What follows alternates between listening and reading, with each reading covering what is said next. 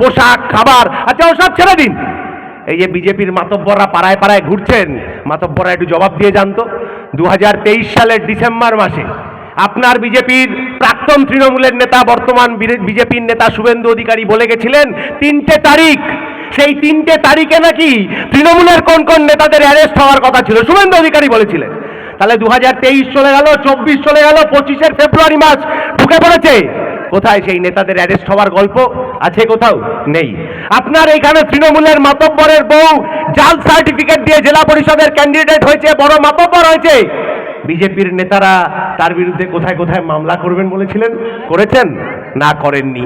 উল্টে আরজি করের ঘটনা যখন ঘটছে, সেই আরজি করের ঘটনার সময় বিজেপিকে যারা চালায় সেই আরএসএস এর নেতা মোহন ভাগবত বলছেন যে রাজ্য সরকার যা করবে আরজি কর আন্দোলন নিয়ে আমরা তার পাশে আছি। কেন? কারণ এইখানেই সেটিংটা। যখন আরজি করের আবহে আমরা সবাই উত্তাল আন্দোলনে মেতে আছি, রাত দখল করছি, দ্রোহের কার্নিভাল করছি, জনতার চার্জশিট দিচ্ছি ওই চোরটা চিটিংবাজ সরকারকে, ঠিক একই সময় কয়লা পাচার, গরু পাচার, রেশন দুর্নীতিতে অভিযুক্ত একের পর এক নেতা সিবিআই ইডির হাত থেকে ছেড়ে বেরিয়ে এসে জামিনে রয়েছেন। যাদের আজকে বিকেলবেলা জেলের ভাত খাওয়ার কথা ছিল, তারা বাড়িতে পোলাও মাংস খাবে, আর আপনার বাড়ির ছেলেটাকে পরিযায়ী শ্রমিক হিসেবে বাইরে চলে যেতে হবে। এই পশ্চিমবাংলা মানব না, বদল চাই। আর বদলটা এমনি ওপর থেকে আসবে না, বদল আসবে মাটি থেকে। সেই মাটির লড়াই করার জন্য ডিওয়াইএফআই আজ রাস্তায়। তৃণমূল বিজেপি জানে হাওয়া ভালো নেই, তার জন্য মন খারাপ, হতাশা নানাভাবে টিভি, সিরিয়াল, মিডিয়া ইত্যাদির মাধ্যমে আমাদের মধ্যে ঢুকিয়ে দেওয়ার চেষ্টা করছে যে আরে যে যায় লঙ্কায় সেই হয়, রাবণ ভাই একই হবে। আমরা বলছি না, সেটিংয়ের রাজনীতি যখন ভাঙবো তখন গোড়া থেকে ভাঙবো। আমরা মন খারাপের লোক নই, আমরা হতাশাবাদী নই, আমরা আশাবাদী।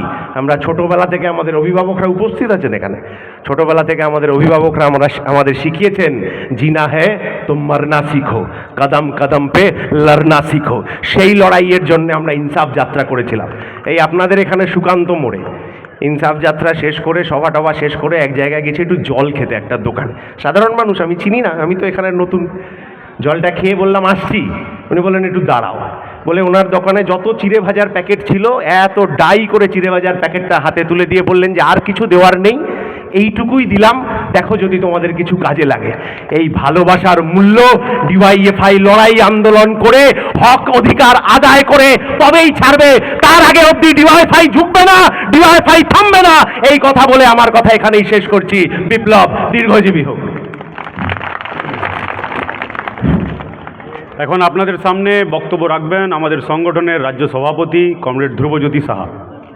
করেছে যেমন মনসুরকে তারা মেরেছে তৃণমূলের গুন্ডা বাহিনী, ঠিক চোপড়া থেকে প্রায় 100 কিলোমিটার দূরে আমাদের এই কালিয়াগঞ্জের সাহেবঘাটায় আমাদের বোনকে তারা রাতের অন্ধকারে বাড়ি থেকে তুলে নিয়ে গিয়ে ধর্ষণ করে খুন করেছে, তার কোনো বিচার আমরা পাইনি। আজ থেকে 6 বছর আগে ইসলামপুরের দাড়িপিঠে আমাদের সমবয়সী 2জন ছাত্র রাজেশ, তাপস, তাদেরকে হত্যা করা হলো। তার জন্য আমরা বিচার চেয়েছিলাম, কোনো বিচার পাইনি। আমরা প্রতিটা ক্ষেত্রে জেলায় একের পর এক ঘটনা ঘটে যাচ্ছে। প্রতি ক্ষেত্রে আমরা যখন ডিওয়াইএফআই ঐক্যবদ্ধ লড়াই সংগ্রামের মধ্যে দিয়ে মানুষকে নিয়ে এগোবার চেষ্টা করি, তখন আমরা দেখেছি এ রাজ্যের পুলিশ প্রশাসন আমাদের উপর বল প্রয়োগ করে দিয়ে মিথ্যা মামলা হামলা করে দিয়ে আমাদেরকে ছত্রভঙ্গ করতে চায়।